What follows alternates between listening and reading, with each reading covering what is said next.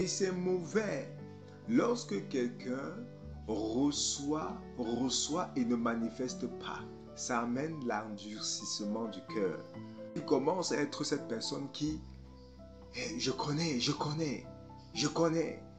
On dit telle chose, j'étais même là.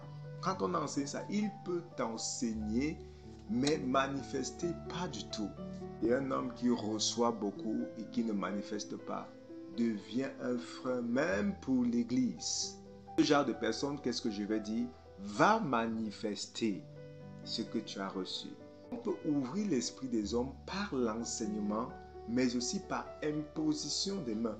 Lorsqu'on vient pour enseigner, la prière qu'on fait, c'est de demander à Dieu, renouvelle notre intelligence. Nos cœurs soient ouverts pour accueillir ta parole. Tous lisaient la partie où le Messie devait venir, mais lorsque le Messie était présent, ils l'ont crucifié. Pourquoi? La connaissance humaine de la parole de Dieu fait échouer. Ce n'est pas le fait qu'on te dise une révélation, une profondeur de la parole qui est cachée sous chaque mot, chaque lettre de la Bible que tu vas comprendre. Si ton esprit n'est pas ouvert, tu peux comprendre, mais de manière intellectuelle. Lorsque quelqu'un reçoit la parole de Dieu comme un enfant, c'est pourquoi il dit, le royaume des cieux est pour ceux qui leur ressemblent. Il n'a pas cet esprit de jugement. On va constater, comme la parole dit, il croissait en sagesse et en stature et en grâce. Devant Dieu et devant les hommes. C'est-à-dire, devant Dieu, Dieu te voit grandir. Même les hommes, même ton leader te voit grandir. Même ta famille te voit grandir. On sent celui-ci n'est plus le même. Même ses enseignements ont changé. Même sa façon de prier, la manifestation des guérisons, des miracles, ça a changé. Même sa façon de prophétiser, il prophétise avec exactitude. Il ne tâtonne plus. Quand tu vois quelqu'un qui prophétise des années et il est toujours là en train de tâtonner, il y a problème de croissance. Un certain temps, il stagne. Il a stagné complètement. Et ça amène l'endurcissement. Parce qu'on doit te voir grandir. On dit, mais tu ne fais pas ton âge.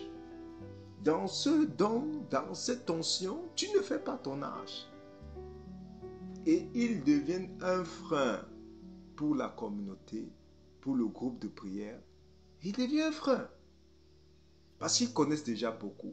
Ce genre de personnes, je vous assure, moi je préfère qu'on se sépare. Sinon, à un certain moment, lorsque tu enseignes, il dit, je connais. Dieu m'avait déjà révélé ça. Un jour, j'ai écrit à des chrétiens que j'encadrais que mais vous allez m'apprendre la paresse.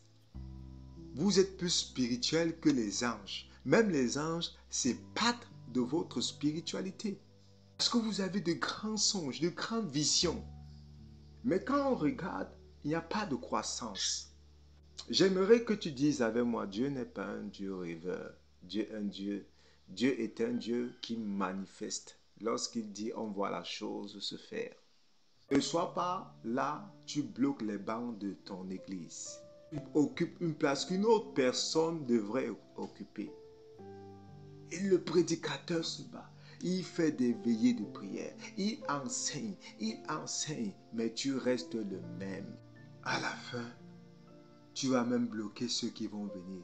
Parce que ceux qui seront nouveaux dans l'église vont commencer à te prendre comme un modèle. Quand le pasteur prêche là-bas, toi tu prêches dans les bancs. Ils vont dire, mais il connaît.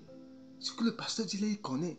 Ils vont t'écouter au lieu d'écouter le pasteur qui veut les amener à la croissance, c'est-à-dire aussi à la manifestation. Tu seras un frein pour l'église.